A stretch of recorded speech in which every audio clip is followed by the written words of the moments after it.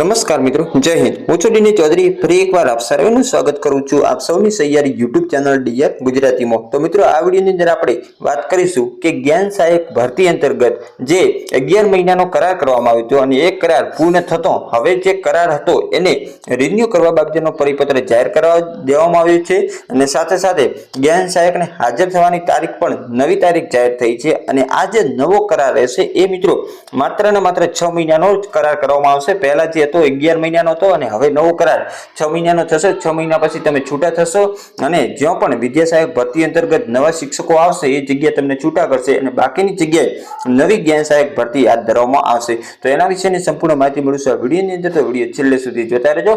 Channel પર નવો તો સબસ્ક્રાઇબ કરી બેલ આઇકન પ્રેસ કરી દો એટલે આપણા જે વિડીયોની નોટિફિકેશન મળતી રહે અને સાથે સાથે ટેલિગ્રામ અને વોટ્સએપ જોઈન ના કર્યું તો લિંક ડિસ્ક્રિપ્શન બોક્સમાં આપેલી છે, ત્યાંથી તમે એડ થઈ શકો છો, જેની અંદર તમને પરિપત્ર મળી જશે। તો ચાલો વિડીયો શરૂ કરીએ।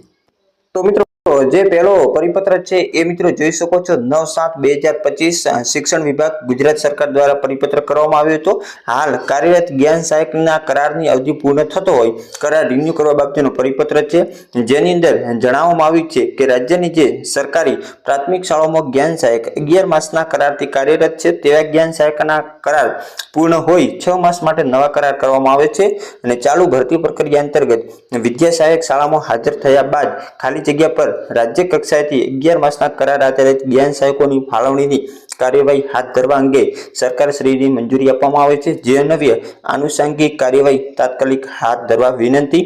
આપનો વિશ્વાસુ ઉપસચિવ શિક્ષણ વિભાગ તુષાર પટેલ દ્વારા આ પરિપત્ર કરવામાં આવેલ છે।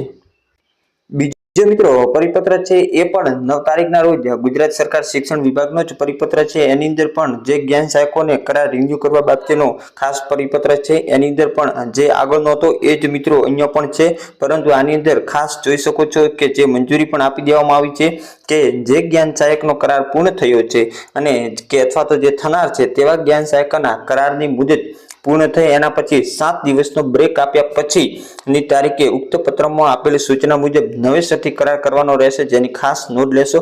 એટલે કે જે તમારો કરાર પૂરો થયો એના પછી એક અઠવાડિયું તમારે ઘરે રહેવાનું અને એના પછી તમારો નવો કરાર થશે, એના પછી ખાસ નવેસરથી કરાર ગણાશે।